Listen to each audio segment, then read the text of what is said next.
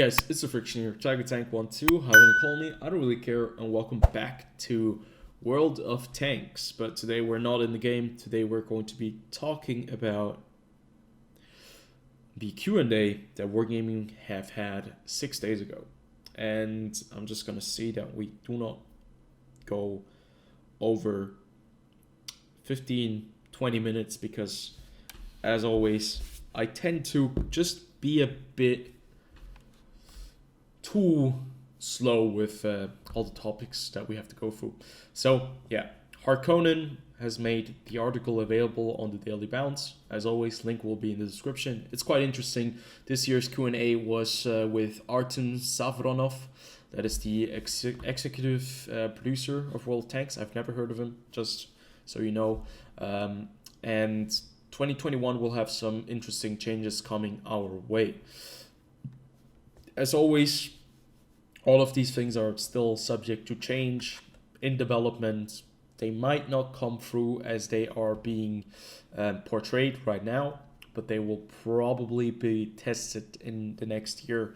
And I think it's going to be several iterations, like the first 3 months, the first quarter, we're going to get the first thing, second quarter, we're going to get the second thing, and so on and so forth.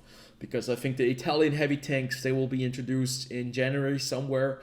They didn't make it into the December period now, which obviously for World of Tanks is huge for any kind of game, especially live service games, because that's where the people have some time, especially now with COVID. Everyone's sitting at home, and it's a shame that they weren't able to actually bring out the World of Tanks, or the not the Chinese, the Italian heavy tanks into the game. But that's not the topic today. We're going to talk about them probably later on. We're going to be talking about some changes that will be coming our way. And first and foremost, it's going to be the high explosive shell rebalances 2.0.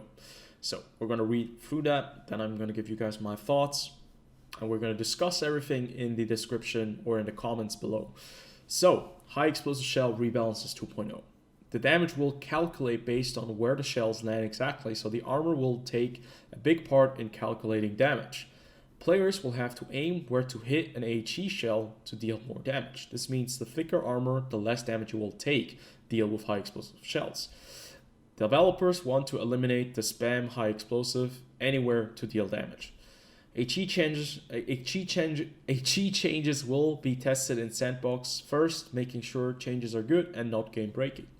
Spaced armor will also play a bigger part against high explosive. So yeah, you can see that Wargaming think that high explosive shells are a big issue. They see that the high explosive shells are being used as, you know, spam weapon where you just constantly fire at a target over and over again. Those things do happen, yes, I do not deny that, but I think that they're over-exaggerating the problem of high explosive shells, and they're kind of going away from the main problem with the special or premium shells. I'm just going to call them gold shells because that's how I know them, and they haven't really changed anywhere from that, because if you want to fire gold shells, you're going to need a lot of credits, and you will not be able to achieve that without a premium account. So, high explosive shell rebalances 2.0 means that at the moment they want to give us high explosive shells that deal damage depending on the armor that it hits. So if you hit a tank that has a lot of armor like the E100, you're going to deal less damage. I thought that was currently the thing that we had. Although high explosive shells have pen at the moment, so you can penetrate weakly armored targets, and especially the British have some really interesting high explosive shells with their HESH shells, where they can go up to 200 millimeters through armor. Obviously, they being premium and being the FE4005 or the 183, the Death Stars. But what we don't really get from there is, will they change the penetration mechanic for high explosive shells? Will they no longer have a penetration mechanic, or will the pen still be there? You can still pen, but if you pen their rear and it calculates the damage depending on the armor there, but you are able to pen, are you still going to be doing full damage, or is that actually going to fall out? So there are a lot of questions. I think the high explosives shell changes are I wouldn't say a waste, but they probably should be thought over because high explosive shells, I think, aren't really the issue at the moment. There are certain spammers, the KB2, but I think that's the main idea about that tank. And it isn't like overpowered, your reload is very, very long. But there are some tanks that might just really benefit from this. And are currently a bit broken in the sense. Maybe the T110E4, maybe the Czechoslovakian tank, what was it called? The TP60 or T60P. You guys know what I mean. The tier 10 Czech heavy tank. That thing, if it fires high explosive shells and you're on cover and it has a lot of armor, it's kind of a issue. Yes, I can understand that, but we're going to see what's going to happen. The next change is going to be one that is a lot more relevant in my opinion. It's going to be the SPG Rebalance 2.0, and this is going to be very interesting. So I'm just going to give you guys the rundown real fast. The thing that will be happening is that they are going to introduce more shell types for the SPGs. There are going to be 3 different shell types. The first one will have the stun effect, fixed damage, and a bigger splash.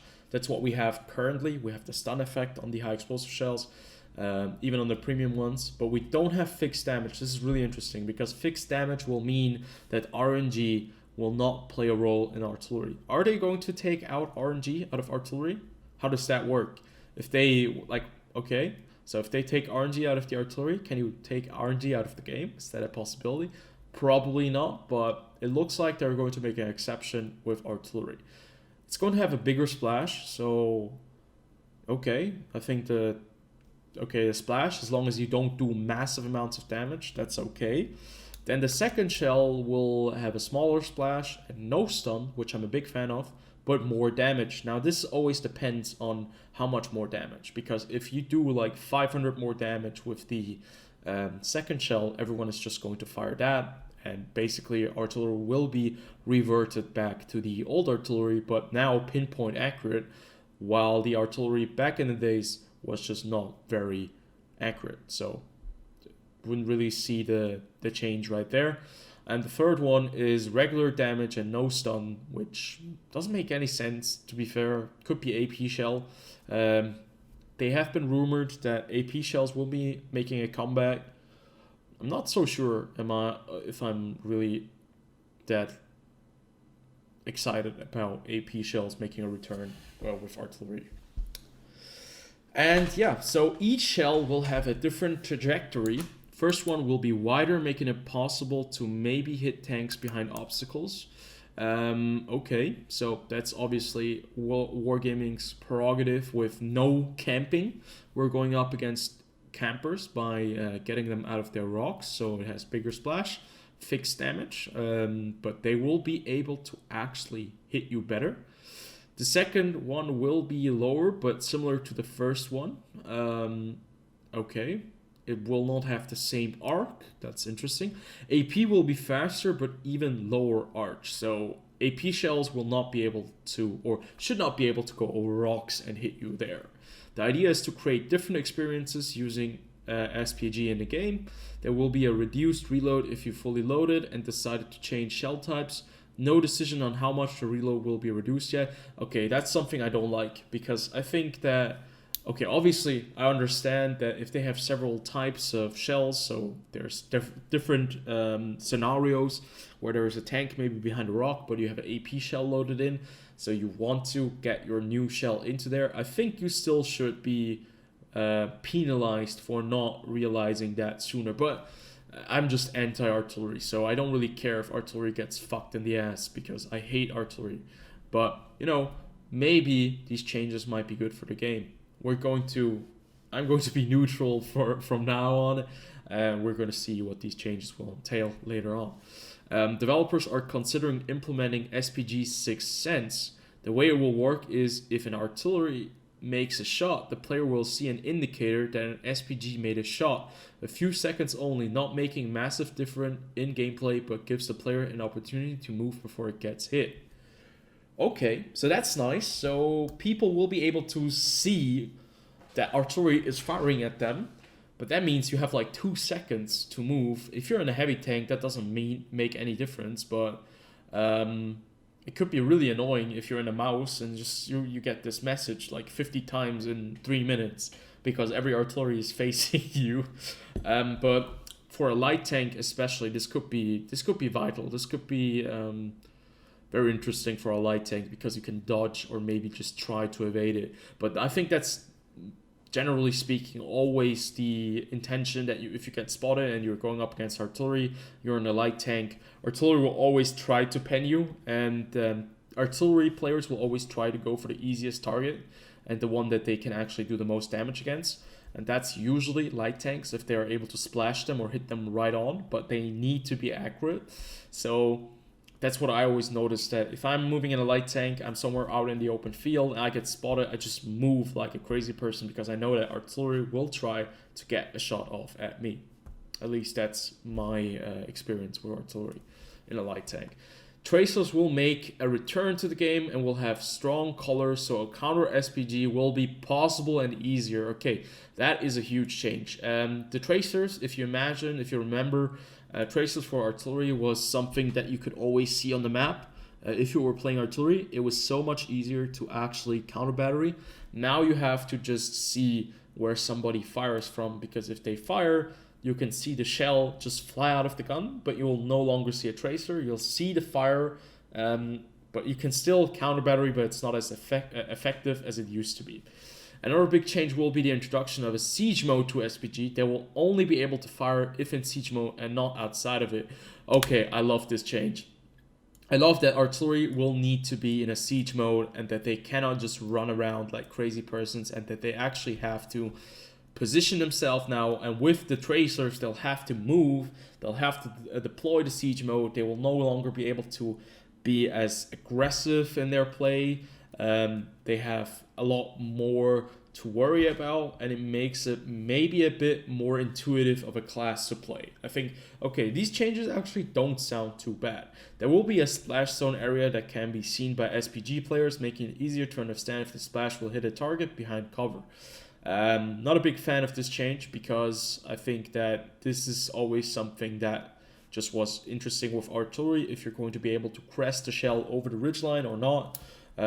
Giving you the indicator that it's going to be the splash zone area is just going to a bit too far. It's like going back to holding the hand of the artillery player. I think you have to give them more opportunity to play more with... I think artillery players need to be let off the leash, in a sense of they should be learning to play this game by also moving, repositioning, by having certain things, choices to make, which shells they have to fire, and with the siege mode and all those things, that it makes it a lot more skill based and no longer just you sit in the back, you deploy your artillery, and you just smash everyone for 8 minutes straight until the game is over or you die.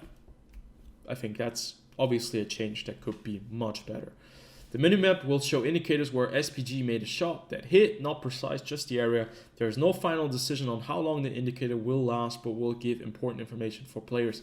Oh my god, we're going to see artillery on the map. Thank fucking god. Okay, so if you're in a light tank, you're going to have a little bit of an idea where the artillery will be. It looks like these changes actually can be quite good. So yeah, you know what? SPG Rebalances 2.0, great ideas, I think. Overall, it gives you a picture of a tank that is supposed to be played in a different way, with certain distinctive ways where you can really benefit from if you utilize like the certain shell types, if you keep on the move. And it no longer seems to be this brain dead kind of game, or brain dead kind of class where you just do nothing. You just spam your premium shells and lob them into somebody's face, and they can't really do anything because they cannot counter you, they cannot see you. So moving on to the cruise system 2.0. The new cruise system will have 75 levels. Okay, that is interesting.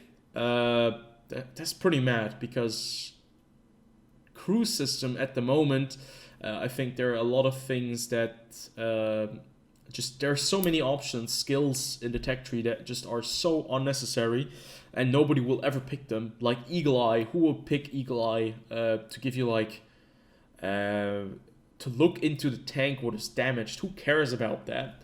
The new skill perk tree will allow a varied choice to make different builds. Okay, that's very nice. Sixth Sense will come as default to every crew member. Okay, that's very good, because I think that is a given. That should be in the game. Everyone should be able to see if they're spotted or not. And I thought that was a bit of a dick move by Wargaming to put it into a skill that you had to complete for 100%. Made people, you know, spend free experience to get that done. And tank crews will be reduced to 1 member. No more 3, 4, 5, or 6 crew members each tank. Okay, that's very interesting, because that means that I currently have, I don't know how many hundreds or thousands of crew members in my garage. They will all be replaced by just a single guy. And you know, I have like crew members that are crazily skilled. So what is going to happen? Will I get these crew members back as just, is every single one of the crew members going to be like a commander? Am I just going to get like 1,200 commanders, all with 3 skills or 5 skills? Because I have a lot of skills on my crew. One crew will be able to be trained for up to 3 tanks and still use any premium tanks of the same class and nation. That's really cool. That's really cool that you can use one crew for 3 tanks, because it constantly annoyed me so much to retrain my crew to play a tank that maybe I've played a couple of times and have, you know, gone past. And now it actually is worth it to keep the tank, because you don't have to buy a new crew to retrain them, or, you know, have 2 crews. I think that's a great change. That is a great change. Crew system 2.0 sounds really good so far. We're going to have 75 levels. I'm not entirely sure how that's going to work, but hopefully they can balance it nicely. And hopefully we're going to get more information on that very soon. So, introduction of crew instructors. These will give extra points to certain perk skills, even above the limit level of the skill perk. Okay, that's interesting. Crew rework won't make you lose perk skills. The conversion system will make sure that all the hard work into the crews won't be lost. Yeah, you better don't lose all my fucking experience on those guys. Unique crews like the New Year and female crews will have a purpose in the new system. Possible will be crew instructors with good stat boosts. Okay. The conversion rate system will be more detailed with the release of the first sandbox. Developers emphasized how important these changes are, and that they don't want players to lose out. They also ask everyone who can to play and give feedback when the sandbox is released. Okay, crew system 2.0 and SPG 2.0 so far sound really interesting, and they might just be good ideas for the game. They might just take World of Tanks to the next kind of stage. Okay, so yeah, the previous video that I made that Wargaming have given up on World of Tanks, well, Q&A looks like that Wargaming is still actively working on the game, but there's one thing that is still missing, or 2 things for me. Premium shells, the rebalances of premium shells is not here yet. We have nothing about it. And the weak spots on heavy tanks, or certain tanks, where are the weak spots? Will they be reworked? Will some tanks be readdressed? But we're moving on. Battle Pass changes. The Battle Pass will have 3 tanks instead of 2. Okay. So a medium, heavy tank, and a tank destroyer. There will be different acts and new options at certain stages on the Battle Pass to give different choices to players. More choices is always nice. The new style will be given early in the Battle Pass, but there will be a progression for the style. New parts will start showing as you level up on the Battle Pass. Points for the Battle Pass will be able to be earned during ranked battles now, not just in random battles. So, yeah, some slight changes. Battle Pass, I mean, you get some free stuff for playing. If you want to get more stuff, you buy the Battle Pass. All in all, I think pretty neat. You can't really fault them. Let's move on. Maps training. Okay, this sounds great. Players will be able to practice maps. The mode will work as a training room, but with more options, etc. Enabling players to learn how to play in certain areas. This will be available to all players, not just new players. This is really cool. Map tactics. This is exactly what I think a lot of things have been missing in this game for new players, but this is one of the main features, like a training room. Map training is important because Wolf Tanks maps are so important to know where like the locations are, how to play them in certain positions. If you have the knowledge, that's already 50% of what you need for a successful game. The other 50% are going to be skill, teamwork, and all that stuff. But if you have the map knowledge, you're already way ahead. And I think finally they're doing something for this. They've noticed that the new players are struggling in the game, and they're finally bringing something that will help them. Now they only have to get more assistance to the new players into how to earn credits, experience in the system, how it really works, how to play with a team, how to communicate well. If they can add that into the game and get the frustration out of the new players, where they get constantly butt wiped by every single one of the players that is just playing low tiers, they could turn this ship around. But okay, all of these changes are still, all of these changes aren't here yet. They will be coming hopefully, and hopefully they'll be good. So we're gonna have the Italian heavy tanks coming with 1.11.1. The new mechanic is aimed to be simple even for new players, but can be a bit difficult to understand. The new mechanic is kind of useless at the moment because I think it's like a fail-safe where you can just fire, the shot and you get like a bonus, although you're not fully loaded. So I don't really understand why they added this system. So yeah. The longer you wait, the closer you are to a reload, the bigger the bonus you receive if you fire earlier. The new mechanic is aimed at those situations when you need to shoot early to take an enemy down or deal more damage and not lose so much DPM with a longer reload. I think they should have just done the same kind of mechanic as for the medium tanks. Would have been easier, in my opinion. So the Czech tanks, we're gonna get Czech heavy tanks, supposedly. No, Czech medium. Wait, what? Czech heavy tanks. It was the Polish, the TP60 is a Polish tank. Yeah, Czech heavy tanks. This is going to be interesting. I'm looking forward to that. They also said something about, okay, there's a new map. Port map will make oh my god, Port will come back? Nice. We're going to get Port back. This is a map that I have some very fond memories of, especially getting locked into a building. That was the first time I encountered such a glitch. Then we're going to have some events, Steel Hunters making a comeback, Frontlines will be coming back, Halloween will be coming back, and Last Waffenträger will be coming back as well, so no big changes there. And yeah, let's take a look at the other information that we have, that they have provided us.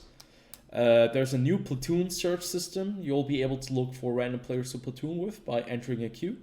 Other players' tanks will show in your garage too. That's pretty cool. Why not?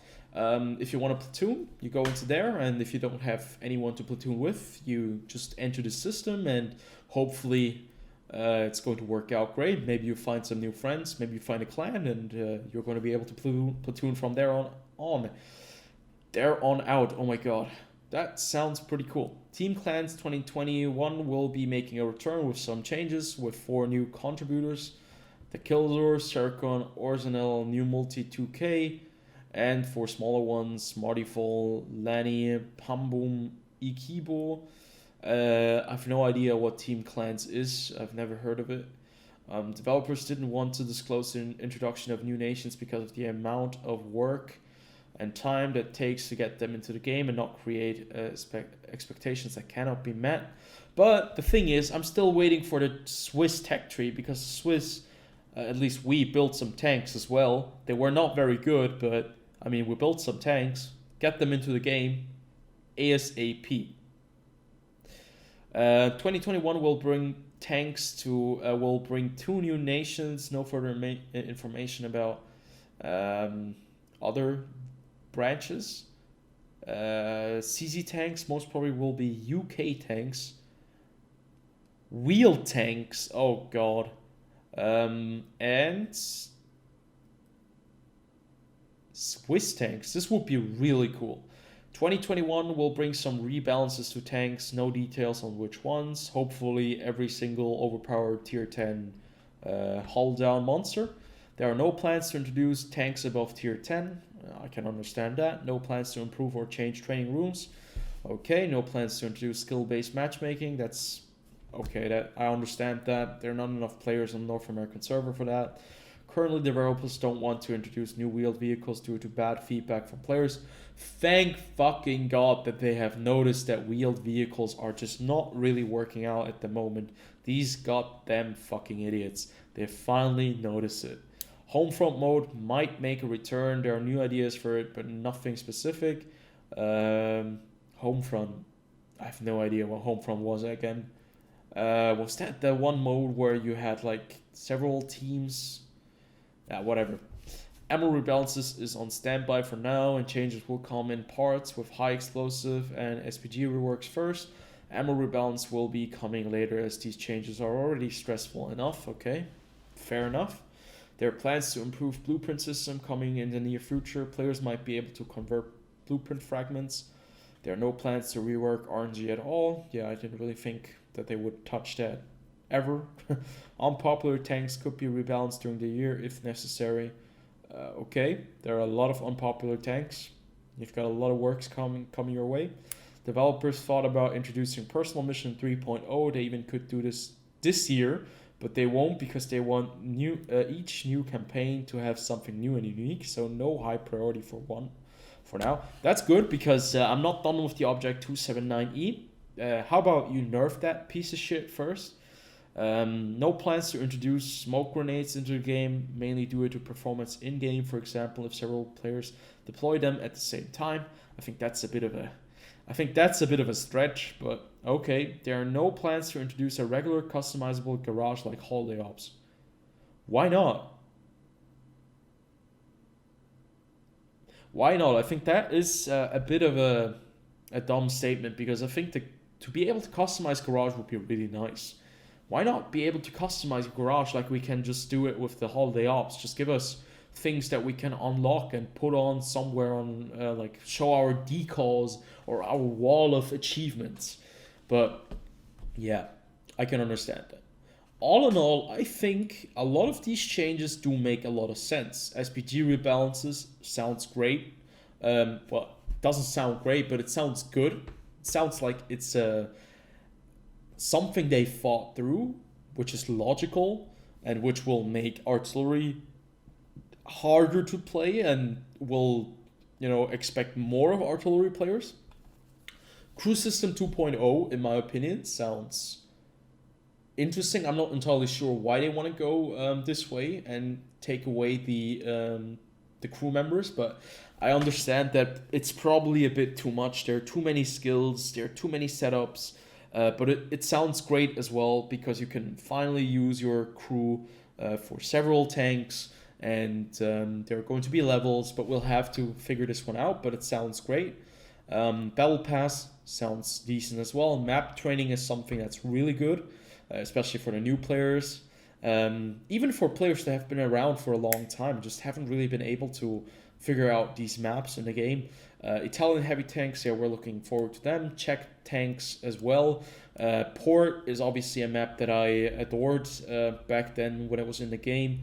And I think the last thing with the Swiss tanks and what was the last one? Nope, not that. Smoke grenades, yeah, not that. The platoon system sounds nice, and some of the rebalancings should be nice as well. So I think overall it looks like 2021 could be a good year, maybe even a great year for this game, if they can address these issues. But the thing is, I think they are a bit slow with addressing these issues. They really have to, if they introduce these changes, they have to hit like a truck. Because if these changes really get in and they rebalance or they really balance out the SPGs and I don't even know high explosive shells, to be fair, I'm not a big fan of this change. I think high explosive shells at the moment are okay. But if they really make the game more accessible with Crew System 2.0, get artillery on the wraps, get the premium shells in some kind of context where it's okay and it's not like over crazy spam, and you get this game into a state where it's kind of friendly to new players, I think then we could have something really, really nice up our alley. But so far, not going to say anything. We're going to look forward to them. I'm going to give you guys the clear rundown, and obviously I've just made a 30-minute video, but hopefully you guys won't mind, because this is a very big topic and I think it's very important that we do discuss this right here. So as always, I hope you guys did enjoy. What do you think about the changes? Write it down in the comment section below. I see you guys on the next video. Until then, peace out.